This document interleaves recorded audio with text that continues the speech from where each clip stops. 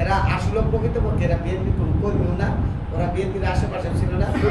Background টানেন, সব আওয়ামী লীগের সাথে ছবি চলছে, দেখা যায় পদ পজিশন আছে, অথচ কিন্তু ওরা বিএনপির নাম ভাঙায় বিএনপির অঙ্গ সংগঠনকে একটা বদনাম তৈরি করছে। কিছুদিন আগেও আমার এলাকায় একটা ঘটনা ঘটছে,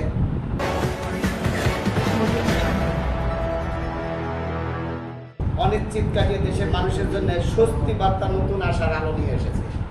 সেই ক্ষেত্রের জন্য আমরা সবাই অত্যন্ত খুশি এবং আনন্দিত এবং গর্ব। বিশেষ করে প্রফেসর ডক্টর ইউনূস সাহেবকে আমরা আবারও ধন্যবাদ জানাই। উনি একজন দেশের, বিশেষ করে অনেক বড় মাপের একজন উদ্যোক্তা বলা যায়। উনি কিন্তু রাজনৈতিক বিষয়ে অনেক কিছু হয়তো জানলেও কতটুকু জানে আমরা জানি না, উনি কিন্তু একজন উদ্যোক্তা। সেই ক্ষেত্রে প্রফেসর ইউনূস আরেকটা জিনিস শেষ পর্যায়ে একটা বুঝাই দিছে, যে জনগণকেও জানাই দিছে, বুঝতেও দিছে যে না, সে তার নেতৃত্বে তার ভিতরে কোনো লোভ পোষণ করে নাই। বিশেষ করে সে যত দ্রুত সম্ভব ইনশাল্লাহ বিএনপি চেয়ারপারসন তারেক রহমানের সাথে উনি বসে খুব স্বল্প সময়ের মধ্যে আগামী নির্বাচনের যে রোডম্যাপ ঘোষণা করেছে, সেই ক্ষেত্রের জন্য আমরা গর্বিত এবং প্রফেসর ডক্টর ইউনূস সাহেবকেও আমরা ধন্যবাদ জানাই। বর্তমান সময়ে জামাত যেভাবে ঐক্যবদ্ধ হয়েছে, বিএনপির ভিতরে কিন্তু এই ঐক্যবদ্ধটা দেখা যাচ্ছে না। আসলে এই ঐক্যবদ্ধ নিয়ে আসতে দলের ভিতরে যে ডিভাইড তৈরি হয়েছে, এটাকে মীমাংসা করতে দল থেকে কি কি পদক্ষেপ নেওয়া দরকার বলে মনে করেন? ধন্যবাদ ভাই আপনাদের।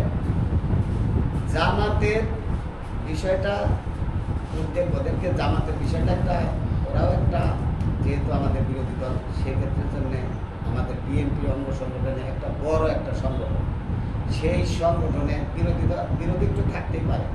কারণ কমিটিতে অনেক সময় অনেকে দেওয়া যায় যারা নির্যাতিত, বিশেষ করে দলের জন্য অনেক শ্রম দিছে, সেই ক্ষেত্রের জন্য তারা কিন্তু দলের ভিতরে এখনো সঠিকভাবে অবস্থান করতে পারতেছে না।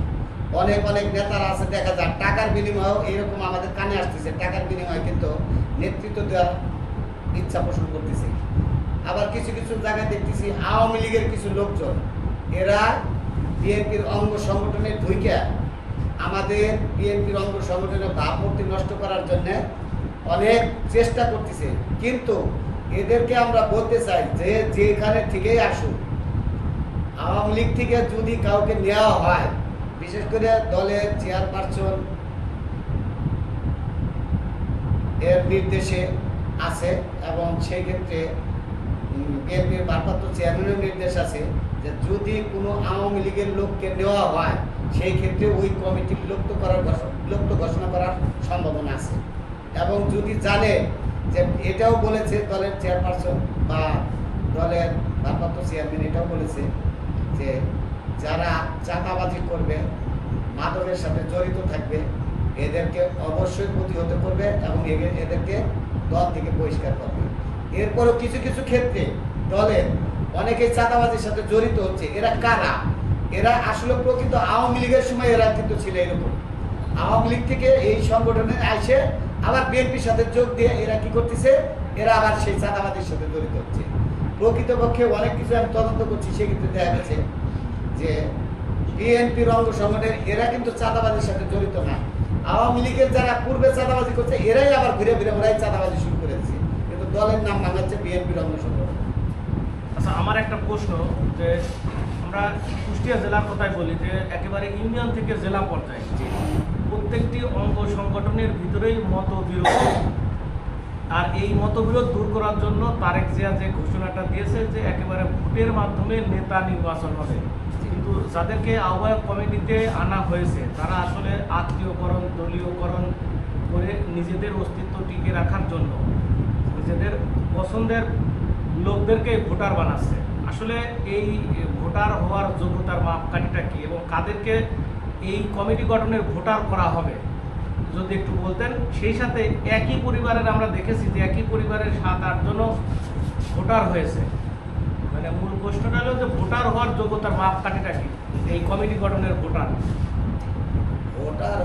যোগ্যতার মাপকাঠি হচ্ছে এখানে প্রথমে তো আহ্বায়ক বানানো হয় নাকি, আহ্বায়ক বানানোর যুগ্ম আহ্বায়ক বানানো হয়, এদের মাধ্যমে কিছু সদস্য বানানো হয়, এই সদস্যরাই ভোটার হওয়ার যোগ্য। সেই ক্ষেত্রে অনেক সময় দেখা যায় বিএনপির অঙ্গ সংগঠনে দেখা যায়, আমার গোষ্ঠী একটা উদাহরণ দেবো দেয়, আমার গোষ্ঠী যদি বড় থাকে সেখানে 8-10টা বা 2-4-5টা থাকতেই পারে বিএনপির অঙ্গ সংগঠনে, দেখা যায় একজন সদস্য হয়ে গেছে। আমার এলাকায় এখানে অনেক বড় একটা এলাকা, আমার গোষ্ঠী দেখা যায় অনেক ফ্যামিলিতে এরকম আছে, 500 ফ্যামিলি আছে, 1000 ফ্যামিলি আছে, তাদের গোষ্ঠীর ভিতরে অনেক বড়, 2-4টা এরকম ঢুকে গেছে, সদস্য হয়েছে, তারা ভোট দিতেই পারে, এটা স্বাভাবিক, অস্বাভাবিক কিছু না। সেই ক্ষেত্রের জন্য একটা জিনিস আছে, অনেক সময় দেখা যায় যে একে অপরের বিশেষ করে স্বার্থ হাসিল করার জন্য যারা দলের পিছনে শ্রম দেয় নাই, যারা দলের স্বার্থে কোনো কাজ করে না, তাদের পূর্বে কখনো দেখাও যায় নাই, এই ধরনের ব্যক্তিরা কিছু কিছু টাকার বিনিময়ে হয়তো এদের সাথে যোগ সাজে, কারণ ওরা তো আওয়ামী লীগ সরকারের ছিল, পোষণ ছিল, এখন আবার বিএনপির সাথে যোগ দিতেছে। তা ওদের টাকার অভাব নাই, ওই টাকার লোভ দেখায় অনেকে দেখা যায় এরকম কিছু করার চিন্তা ভাবনা করে। তবে আশা করি আমাদের কুষ্টিয়া এরকম কিছু হচ্ছে এরকম আমি পাই না। তারপরেও 2-4 জন থাকতেই পারে, অনেকে বিভ্রান্তির ভিতর থাকতে পারে। আবার কুষ্টিয়া আমি কিছু কিছু জায়গা দেখলাম এরা কমিটি পায় নাই। কেন পায় নাই? এই নির্বাচিত এই স্বৈরাচার সরকারের আমলে এখানে যারা বিএনপির অঙ্গ সংগঠনের কর্মীরা ছিল, এরা কিন্তু বেশিরভাগ লোকই কিন্তু এলাকা ত্যাগ করেছিল, ওই গা ঢাকা দিয়ে একজনে এক যা চলে গেছে।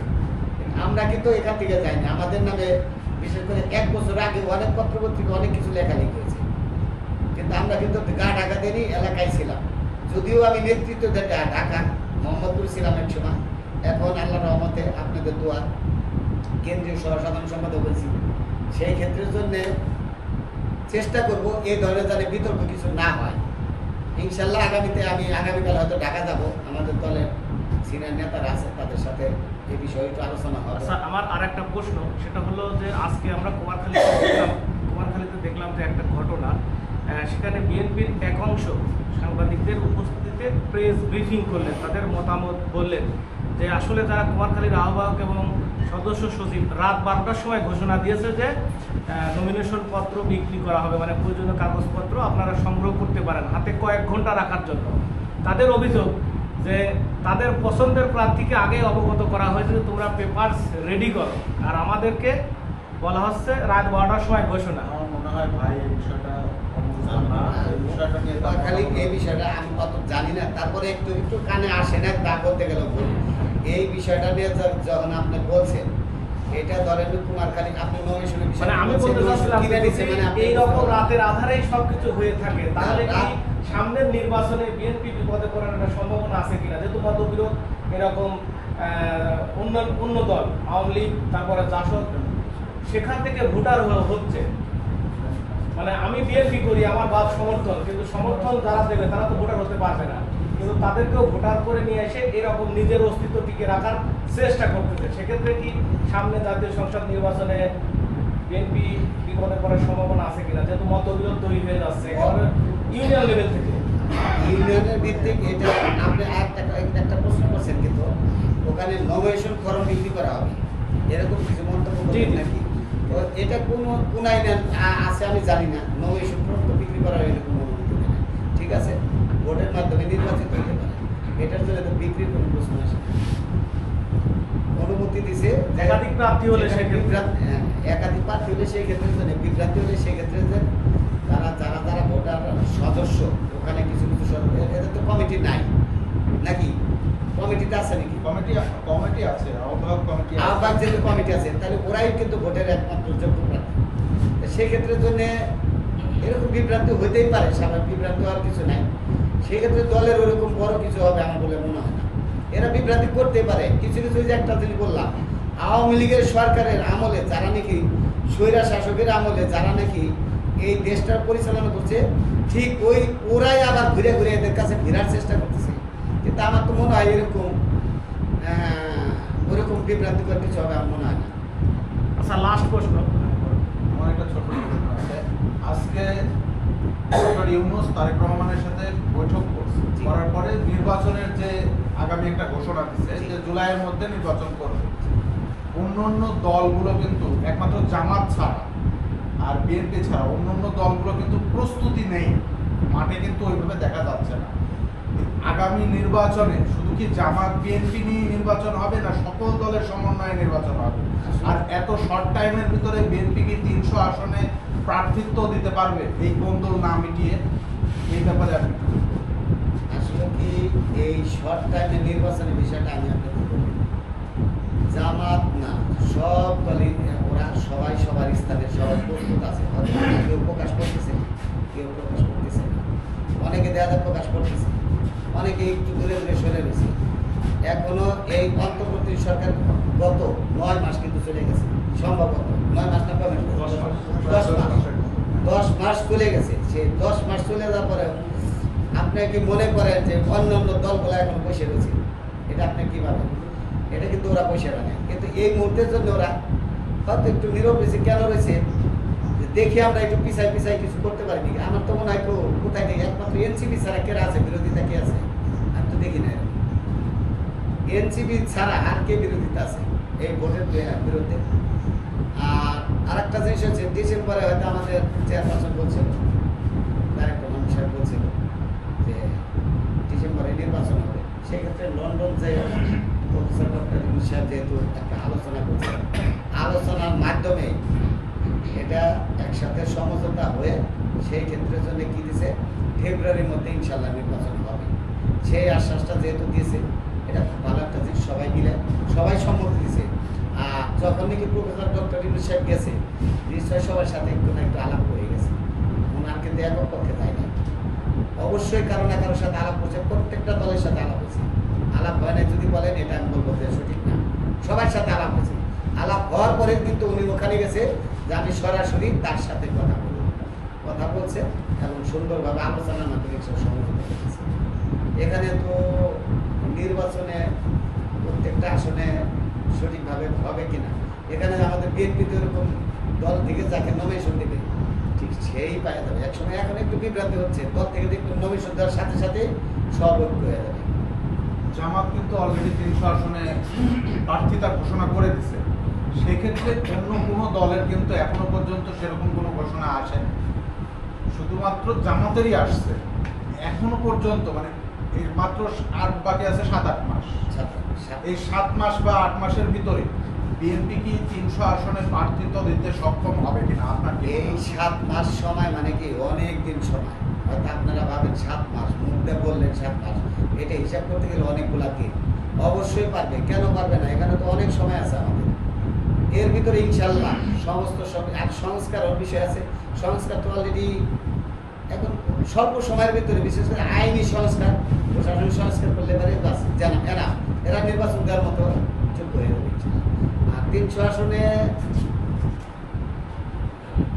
অবশ্যই সংগঠনের বলতে চাইছে, এরা কি আলাপ করে না, সবাই সবার সাথে আলাপ। আচ্ছা, যেটা আমি একটু সংক্ষেপে প্রশ্ন করি আপনার কথার মাধ্যমে, এই যেটা বুঝতে পারলেন, যেটা আপনি জানতে চাচ্ছি, যেহেতু আপনি কেন্দ্রীয় নেতা, সেগুলো যেহেতু অলরেডি আজকে তারেক রহমানের ডক্টর ইউনূসের মাধ্যমে একটা সম্মান হয়েছে, এবং সেখানে অলরেডি নির্বাচনের তারিখ ঘোষণা করতে পারে।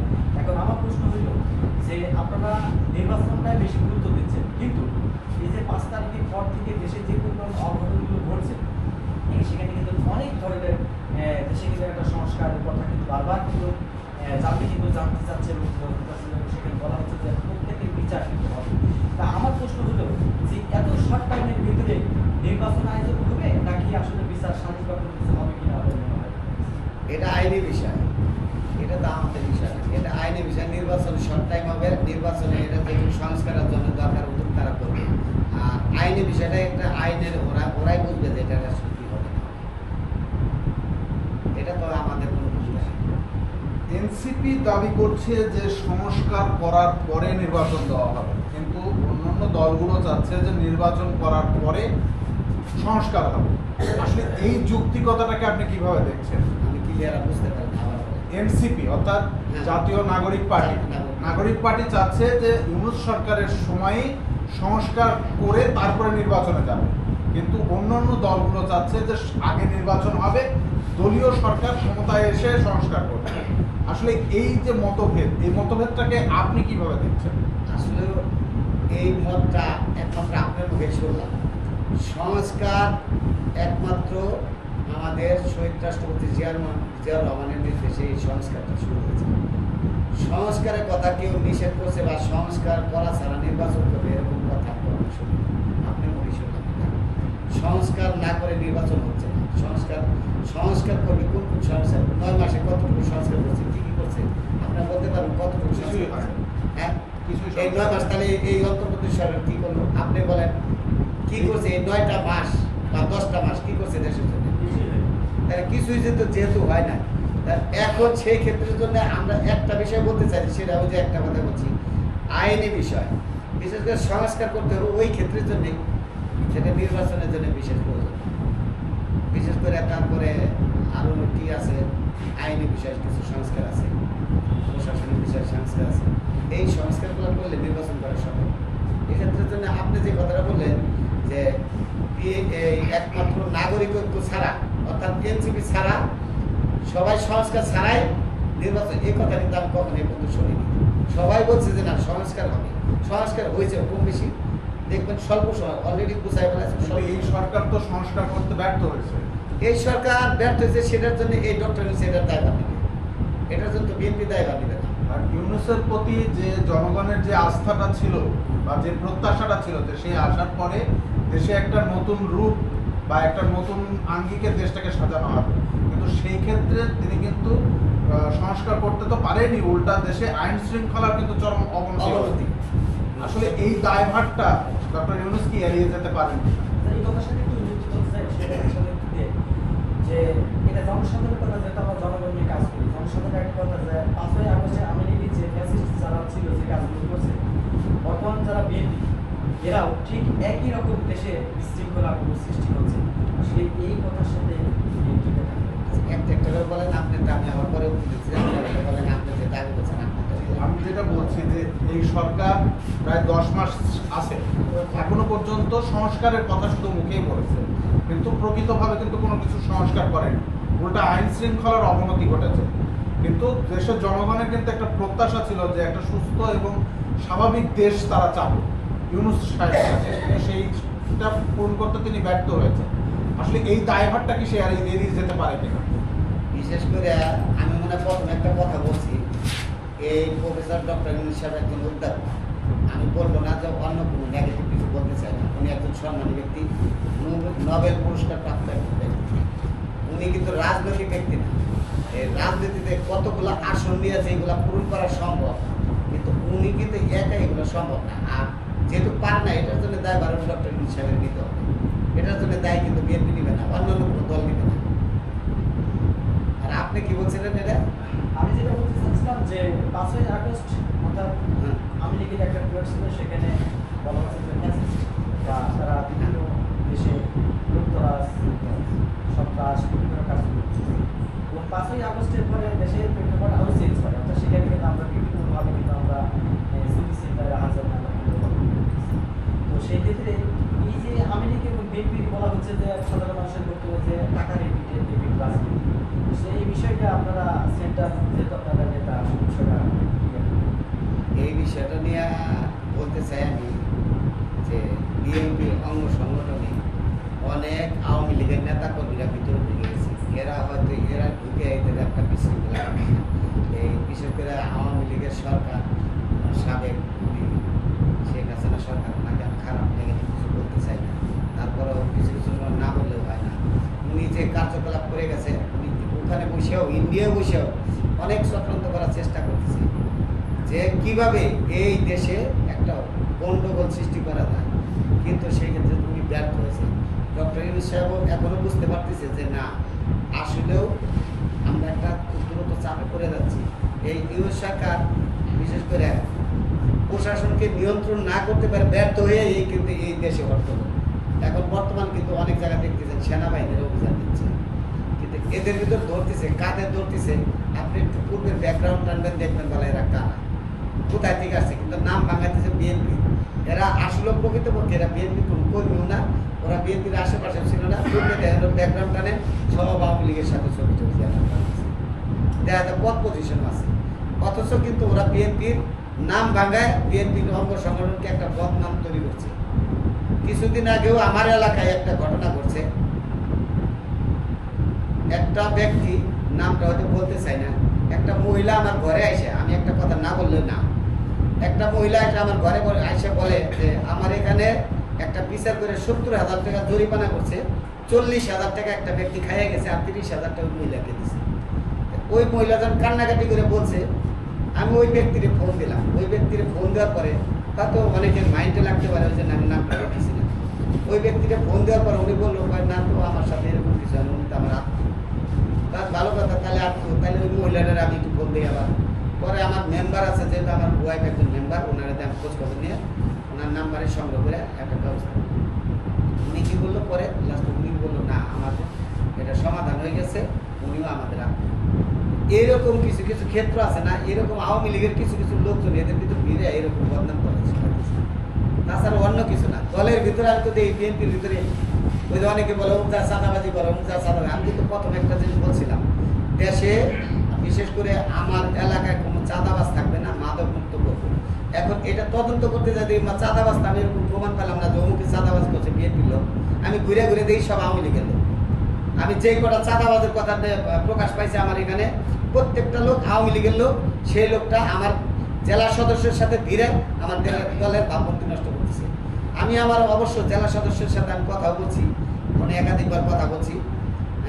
উনি বলছে, উনি গতকালকে ওনার বাড়িতে একটা মিটিং হয়েছে, এটা আমাদের শোনা কথা, এবং ওখানকার এক নেতাও বলছে যারা যারা আওয়ামী লীগে ছিল তাদেরকে আমরা আমাদের কাছ থেকে সরাই দিচ্ছি। এই যে এরা বদনামগুলা কারা করতেছে? বদনাম তো ওরাই করতেছে। আচ্ছা নেতা, প্রসঙ্গ যখন একটা প্রশ্ন, সেটা হচ্ছে যে সাম্প্রতিককালে 5ই আগস্টে যে থানা, বিভিন্ন জেলায় কিন্তু থানাগুলো লুট হয়েছিল এবং থানা থেকে অস্ত্র লুট করা হয়েছিল। এখনো পর্যন্ত সেই অস্ত্রগুলো কিন্তু পুরোপুরি রিকভার করা সম্ভব হয়নি। প্রশাসন কিন্তু অভিযান চালাচ্ছে, তারপরেও পুরোপুরি অস্ত্র উদ্ধার হয়নি। এছাড়াও দেখা যাচ্ছে যে বিভিন্ন সময়ে বিভিন্ন জায়গায় ছাত্রদের হোস্টেল থেকে বা বিভিন্ন বাসা থেকে এখনো পর্যন্ত অস্ত্র উদ্ধার হচ্ছে, যে অস্ত্রগুলো পাকিস্তানি এবং চায়না অস্ত্র। এই অস্ত্রগুলা একেবারে পুরোপুরি না তুলে নিয়ে নির্বাচন দিলে নির্বাচনে যে একটা সংঘাতের সৃষ্টি হবে, এই অস্ত্রগুলো সেই সময় ব্যবহার হবে, এই বিষয়টা যদি আপনি একটু ক্লিয়ার করতেন, এটা এই মুহূর্তে সেটা কি করা উচিত? আসলে কি এই অস্ত্র বিষয়টা, এটা অভিযান অলরেডি চলতেছে, সারা বাংলাদেশে অভিযান চলতেছে। অস্ত্র ক্ষেত্রে যতটুকু পারতেছে উদ্ধার করতেছে। ইনশাল্লাহ নির্বাচনের সামনে যদি এগুলা পায় অবশ্যই এগুলা উদ্ধার হবে। সেই ক্ষেত্রের জন্য তো যদি কোনো ব্যর্থ হয় সেটা অন্তর্বর্তী সরকার ব্যর্থ হয়েছে। এটার জন্য তো কে দায় নিবে, দায়ভার কেড়ে নেবে? এই 9 মাসের উনি তো পারত, এটা তো একটা সংস্কারের ভিতর পড়ে। অস্ত্রগুলা কেন উদ্ধার করলো না, কেন করলো না, কি কারণে করলো না? এদেরকে ধরতে পারতো। কে কে করছে ওরা কিন্তু জানে, প্রশাসন কিন্তু জানে কারা কারা করছে, এরা কিন্তু প্রশাসনের মেমোরিতে আছে। এমনকি কোথায় কি আছে এরা প্রশাসন জানে। এখন ডিজিটাল প্রশাসন এমন কিছু পারে না যে করতে পারে না। সেই ক্ষেত্রের জন্য বিশেষ করে আমি বলবো এটার জন্য দায়ী অন্তর্বর্তী সরকার। আর নির্বাচনের সামনে অস্ত্র বাইরে হলে অবশ্যই এদের গ্রেপ্তার করবে। কিন্তু এতে তো অন্যান্য দল ক্ষতিগ্রস্ত হবে, তাদের কর্মীরা মারা যাবে যদি এই অস্ত্রটা রিকভারি না করা যায়। সরকার পুরোপুরি অস্ত্র রিকভারি করছে না কেন? আসলে এই বিষয়টা আমি জানতে চাচ্ছিলাম। এটা নির্বাচনের মুখে যদি এই অস্ত্রগুলো বের হয় তাহলে তো বিভিন্ন দলই ক্ষতিগ্রস্ত হবে, কারণ এই অস্ত্রগুলো তো সব ছাত্রদের হাতে আছে। আমার মনে হয় 70% অস্ত্র উদ্ধার হচ্ছে। আমার জানা মতো যতক্ষণ আমি শুনছি প্রায় 70% উদ্ধার হচ্ছে। 30% যদি থাকে অনেকে দেখা যায় যারা যারা নিয়ে গেছে ওই সময় উচ্চ মুখের আছে নিয়ে নিয়ে অনেকে দেখা যায় পরে যখন শুনছে অভিযান দেবে এমন আছে, অনেকে নদীতে ফেলা দিচ্ছে, অনেকে দেখা যায় পুকুরে ফেলা দিচ্ছে, অনেকে যা পরিত্যক্ত করে গেছে, এমন আছে অনেকে দেখা যায় মাটির নিচে খুলে খনন করতে উঠেছে। এরকম থাকতে পারে, কিন্তু এটা প্রশাসন যদি এখনো সময় আছে প্রায় 7 মাস, 6 মাস হয়, 5 মাস আর ফেব্রুয়ারি 6 মাস, 6.5 মাস, এই 6.5 মাসের ভিতরে বিশেষ করে 2 মাস যদি অভিযান দেয় আমার মনে হয় একটা অস্ত্র না বাইরে থাকবে, আমার মনে হয় না। প্রশাসন পারে না এমন কিছু না। সেনাবাহিনী অভিযান তো বুঝেনি। সেনাবাহিনীতে আমরা সর্বোচ্চ শ্রদ্ধা করি, সেনাবাহিনীদেরও আমরা বলতে চাই আপনারা খুব দ্রুত এই অস্ত্রগুলো উদ্ধার করেন, অস্ত্রগুলো উদ্ধার করে দেশে সুন্দর এবং সুষ্ঠু নির্বাচন। আচ্ছা, মানে আমার দুই পাশে দুই সাংবাদিক যে প্রশ্ন করেছে সেই প্রশ্নের ভিতরে আসলে চলমান প্রশ্ন এবং চলমান উত্তর আমরাও মিস করছি, আপনিও মিস করছেন। আপনি বারবার একটা কথা বলছেন, সেটা হলো যে এই ডক্টর ইউনূস দায়ী। আমরা জানি যে ডক্টর ইউনূস সচিবালয় বা তার সরকারি বাসভবনে বসে আছে, আর সারা বাংলাদেশের আনাচে কানাচে প্রশাসন, সেই প্রশাসন কারা প্রশাসন কিন্তু এখনো কিন্তু আওয়ামী লীগেরই আছে, 75% আওয়ামী লীগের, আর তার ভিতর থেকে কিছু কিছু কিছু কিছু বাঁচতে এখন আছে বিএনপি। সে ওই সচিবালয়ে বসে অর্ডার করবি, আর মনে করেন যে এই প্রশাসন, আপনি বললেন যে অস্ত্র উদ্ধার করতে প্রশাসন যে কোনো মুহূর্তে পারে, তাহলে আমি আমার মতামত বলছি যে প্রশাসন আওয়ামী লীগের ছেলেপেলে অস্ত্র নিয়ে চলে গেছে, পুলিশ প্রশাসন ওই আওয়ামী লীগের কাছ থেকে অস্ত্র আনবে না। আপনি বলতেছেন যে সেনাবাহিনী উদ্ধার করতেছে, পুলিশ করতেছে না, সেনাবাহিনী হচ্ছে দেশের, আওয়ামী লীগেরও না বিএনপিরও না, আর পুলিশ প্রশাসন এখন যারা আছে সব আওয়ামী লীগের নিয়োগপ্রাপ্ত বা আগে বিএনপির নিয়োগপ্রাপ্ত। তাহলে এখানে ডক্টর ইউনূসের কি দোষ? ডক্টর ইউনূস তো বলেইছে যে উদ্ধার করতে হবে, মাঠে কাজ করে, পুলিশ প্রশাসনকে নির্দেশ দিয়েছে। তাহলে এখানে ডক্টর ইউনূসের কি দোষ সংস্কার করতে না পারার কারণে? শেষ হয় না আর একটু। আর আমরা প্রতিদিনই দেখছি যে ওনার সরকারি বাসভবনের সামনে রাজনৈতিক সংগঠন আজ এ দাবি কাল ও দাবি, পরশুদিন নির্বাচন, এই নিয়ে মনে করেন যে প্রতিদিন একটা না একটা ইস্যু তার সামনে দাঁড় করাচ্ছে। তাহলে সংস্কার করতে ব্যর্থ, সব দোষ তার, মানে কেন সব দোষ তার উপরে ঢালাওভাবে ছেড়ে দিলেন? যদি বলতে প্লিজ। আপনারা দল কি করছেন? কারণ আপনি চাচ্ছেন নির্বাচন, এনসিপি চাচ্ছে যে ইউনিয়ন পরিষদ নির্বাচন আগে হোক বা সংস্কার আগে হোক, তার সামনে একটা না একটা ইস্যু প্রতিদিন আছে। এখানে সেই ক্ষেত্রে জন্য আমি আপনাদের একটা এটা কথা দাবি কোথায়?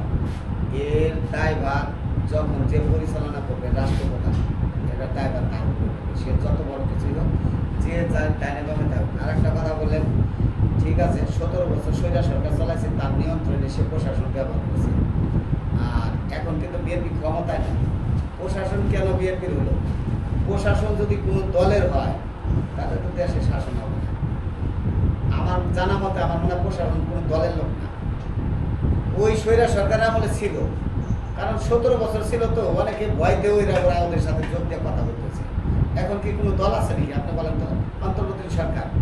তো প্রশাসন এটার জন্য কেন অমুক দলের? আচ্ছা, দলই যদি না থাকবে, কুষ্টিয়ার সম্প্রতি শীর্ষ সন্ত্রাসী লিপ্টন অ্যারেস্ট হইল, সেনাবাহিনী কিন্তু ওনার পদবি দিয়ে দিল শীর্ষ সন্ত্রাসী, এবং উনি হচ্ছে দলের পান্ডা। যখন পুলিশকে হ্যান্ডওভার করা হলো, তখন লিপ্টনকে নিচে নামাইয়ে এবং নিচে যারা ছিল তাদেরকে প্রধান আসামি কেন করা হলো? তাহলে নিশ্চয় এখানে পুলিশ প্রশাসন এখনো ওই আওয়ামী লীগের দিকে টানছে বা বিএনপির কথা শুনছে। সেনাবাহিনী যেখানে উদ্ধার করলো অস্ত্র সহ শীর্ষ সন্ত্রাসী জাহাঙ্গীর কবির লিপ্টন, শীর্ষ সন্ত্রাসী নাম্বার 1, তারপরে বাদ বাকি আর তিনজন। কিন্তু পুলিশ প্রশাসনের হাতে যাওয়ার পরে চার্জশিটে দেখা গেল লিপ্টন নিচে, শীর্ষ সন্ত্রাসী না। ওখানে শীর্ষ সন্ত্রাসী কয়জন গ্রেপ্তার হয়েছিল আপনারা জানেন? বলেন তো নামগুলো। শীর্ষ সন্ত্রাসী হচ্ছে লিপ্টন, শীর্ষ সন্ত্রাসী সহযোগী 3 জন। সহযোগীগুলোর নামগুলো বলেন তো আমার একটু। নাম হয়তো বা উল্লেখ করে এখন বলা সম্ভব না, দেখে বলতে হবে, কিন্তু শীর্ষ সন্ত্রাসী লিপ্টনকে নামান। উনি কি লিডার? লিপ্টন হচ্ছে লিডার, দলের পান্ডা। সন্ত্রাস এমন একটা জিনিস, শীর্ষ সন্ত্রাস হোক আর সন্ত্রাস হোক, সন্ত্রাস কোনো দলের হতে পারে না, সে বিএনপির না আওয়ামী লীগের না। ওরা হচ্ছে এমন একটা দল, যখন যে দল আসে তার সন্ত্রাস ঢুকে ওরা বাঁচার চিন্তা করে। ওরা কোনো দলের লোক হতে পারে না। তাহলে এখন বিএনপি সাপোর্ট দিল, তার কারণে কোথায় থেকে বিএনপি সাপোর্ট দিচ্ছে এরকম কোনো প্রমাণ আপনাদের কাছে না? আছে? আপনার কথা মতো যে দল আসবে সেই দলে ঢুকে পড়বে। এখন তো একটু হলো বিএনপি এরকম ঢোকার চেষ্টা করতেছে, আমি এটা বলছি। ওনাকে কিন্তু 3 নম্বরে নামানো হয়েছে, শীর্ষ 1 নম্বর থেকে। শীর্ষ সন্ত্রাস এখানে ধরার বিষয় আছে, কখন কারে কি অবস্থায় ধরছে এটা প্রশাসনিক ভালো জানে। আমি একটা ছোট্ট একটা উদাহরণ দেবো। এখানে আমরা 5 জন লোক আছি। এখন মনে করেন সবকিছু একটা উদাহরণ স্বরূপ বলতেছি, অন্য নেগেটিভ টাইনের না, না, না, না। কারণ মিডিয়ার ভিতরে আমি একটা উদাহরণ দিচ্ছি। এখানে 10 জন লোক আছে, এর ভিতরে উনি হচ্ছে একজন শীর্ষ সন্ত্রাস, ওনার 2 পাশে কি আছে? ওনার আছে সহযোগী, কিন্তু অস্ত্রগুলো কার কাছে পাইছে? ওনার কাছে পাইছে। সেই ক্ষেত্রে এমনও কিছু হইতে পারে শীর্ষ সন্ত্রাসে কোনো অস্ত্র পায় নাই, এমনও হইতে পারে, আমি কিন্তু জানি না, এটা প্রশাসনই ভালো জানে। যার কারণে যারে পাইছে তারে কিন্তু 1 নম্বর আসামি দিবে।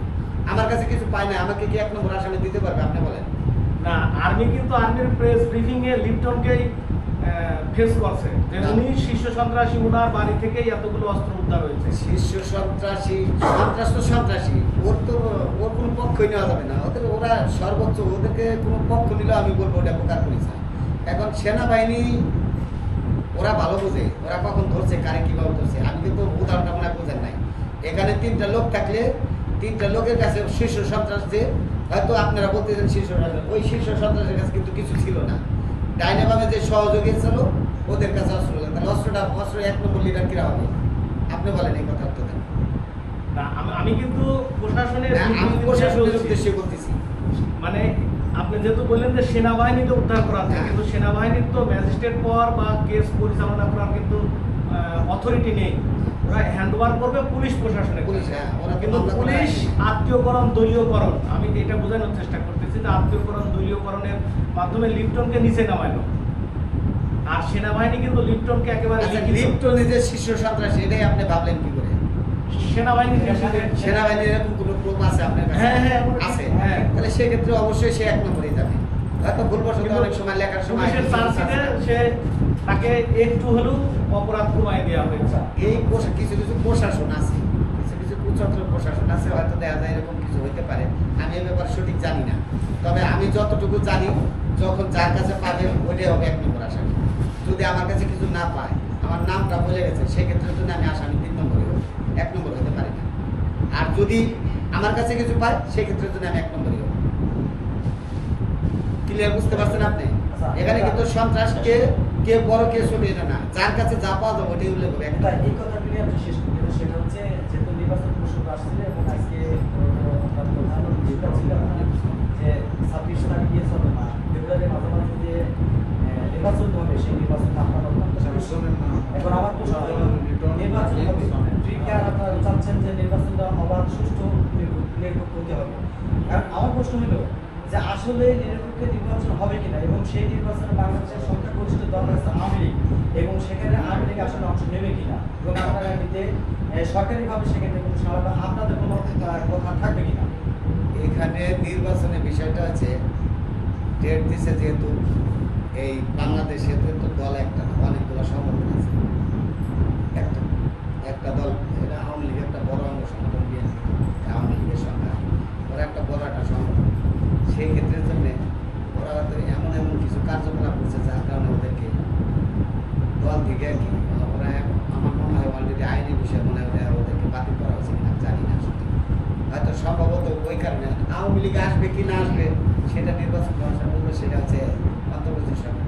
এখন আওয়ামী লীগ আসলেও আমাদের বাধা নাই, না আসলেও আমাদের বাধা নাই। এখন যদি না আসে তাহলে কি আপনি বলতে চাচ্ছেন যে অবাধ নিরপেক্ষ নির্বাচন হবে? অবশ্যই হবে। কেন? একটা সংগঠন, এখানে 10 মাইল 10টা সন্তান আছে, 9 জন যদি রাজি হয়, একজন রাজি না থাকলে সেক্ষেত্রে কি আসে যায়? একটা ব্যক্তি রাজি না থাকলে সেক্ষেত্রে কি আসে যায়? একজন আসলো না, সে যত বড় কিছু হোক। সর্বশেষ সাংস্কৃতিক পরিষদের যেহেতু আপনি কেন্দ্রীয় নেতা, কুষ্টিয়া একটি সাংস্কৃতিকের রাজধানী, যদিও বর্তমানে এই রাজধানীটা বগুড়ায় চলে গেছে। এই গৌরব ফিরিয়ে আনতে কুষ্টিয়ায় আপনি কি করবেন, কি অবদান রাখবেন আপনি? যদি একটু বলতেন। সেক্ষেত্রে জন্য ইনশাল্লাহ নির্বাচন হওয়ার পরে, যেহেতু আমি কেন্দ্রীয় সাংস্কৃতিক দলে আছি, সাংস্কৃতিক দলের জন্য আমাদের এখানেও কিছু দরকার আছে। আমাদের এখানে লালনে কি লাগবে, কোথায় কি লাগবে কি না লাগবে, এটা আমরা আলোচনা করার পরে ডিসকাশন করবো, কি দেওয়া যাবে কি দেওয়া যাবে না। আর একটা জিনিস আছে, আমাদের এখানে কিছু কোনো খেলার মাঠ নেই। আমার একটু ইচ্ছা আছে, যদি বিএনপি ক্ষমতায় আসে, জনগণ যদি ভোট দেয়, জনগণ যদি তাকে চায়, তাহলে ইনশাল্লাহ আমি বিশেষ করে রাজনৈতিক ভাষায় দলের সর্বোচ্চ স্থানের থেকে একটু আবদার করবো, চেষ্টা করবো আমার এলাকায় একটা খেলা, যাতে এটাও তো একটা সাংস্কৃতিক বিষয়। তাছাড়া তো আমাদের এখানে এরকম কিছু নেই। চেষ্টা করবো, তবে চাঁদা ধরে না। স্বৈরা সরকার আমলে অনেকেই কিন্তু, আমি একটা জিনিস দেখছি, হয়তো অনেকে জানেন কিনা জানি না, সাংবাদিকরা জানেন কিনা, আমার এখানে একটা প্রতিষ্ঠান করতে চাচ্ছিল, স্কুল, হাই স্কুল, একটা প্রতিবন্ধী ওরেও 2500 টাকা চাঁদা ধরছিল। ভ্যান চলাইয়া বছর শেষে কিন্তু 100 টাকা, মানে বছর শেষে আমার মনে হয় আরো ঋণ থাকে। ওই ব্যক্তির যদি 2500-3000 করে চাঁদা ধরে, তাহলে ওই ব্যক্তি বছর শেষে কোথায় থেকে টাকা দেবে? আমি কিছু জায়গা থেকে এইভাবে টাকা কিছু উত্তোলন করে উঠেছি, এরা চাঁদাবাজি করছে। একটা এই ধরনের চাঁদাবাজি করে আমরা কিছু করবো না। আমরা যেহেতু সাংস্কৃতিকে আছি, চেষ্টা করব দলের থেকে কিছু আনা, নিজের উদ্যোগে দলের থেকে যদি কিছু আনতে পারি ইনশাল্লাহ চেষ্টা করবো ভালো কিছু করার। একটা খেলার মাঠ করার আমার খুব ইচ্ছা আছে। যদি আমার সরকার জনগণ যদি চায়, বিএনপিকে যদি চায়, আমরা অবশ্যই অবশ্যই চেষ্টা করব যে আমি একটা খেলার মাঠ করবো। এটা আমার খুব ইচ্ছা আছে। সেই সাথে যদি সুযোগ থাকে একটা স্কুল করার ইচ্ছা আছে, হাই স্কুল, যেহেতু গণবসতি এলাকা। তবে চাঁদাবাজি করে না, জনগণের কাছ থেকে 100 টাকা নিয়ে না, আনতে হলে দল থেকে যাবে। চাঁদাবাজি করে আনে ওই ধরনের প্রতিষ্ঠান করার মতো কোনো কাম নেই। ঠিক আছে, অসংখ্য ধন্যবাদ। ওকে, ধন্যবাদ আপনাদের। সেই সাথে আরেকটা কথা বলতে চাই আপনাদের, আমি দেশবাসীকেও বলতে চাই, যেহেতু আমাদের করোনা নিয়ে বলেন, শেষ করে দেন করোনা নিয়ে। ওনাকে বলতে দেন। আচ্ছা, বলেন। বুঝিনি। না, এই যে করোনা আসতেছে, না, শেষে করোনার দেশবাসীকে বিষয়টা এখানে এই মুহূর্তে অত দরকারি আলোচনার সমস্যা না। বলেন আপনি, আপনি বলেন। দেশবাসীর কাছে আমি দোয়া চাই, দেশবাসীর সকলের কাছে দোয়া চাই, আপনারা সবাই মিলে ইনশাল্লাহ বিএনপিকে জয়যুক্ত করবেন। আগামীতে নির্বাচন হলে ইনশাল্লাহ বিএনপি সমর্থন করলে অনেকে ভাবে যে চাঁদাবাজি বাড়বে। ইনশাল্লাহ আমরা সর্বোচ্চ তদবির করবো, কিন্তু চাঁদাবাজি জানি না করতে পারি। চাঁদাবাজের অবশ্যই কঠোরভাবে আমরা দমন করবো, বিশেষ করে চাঁদাবাজ আর মাদক।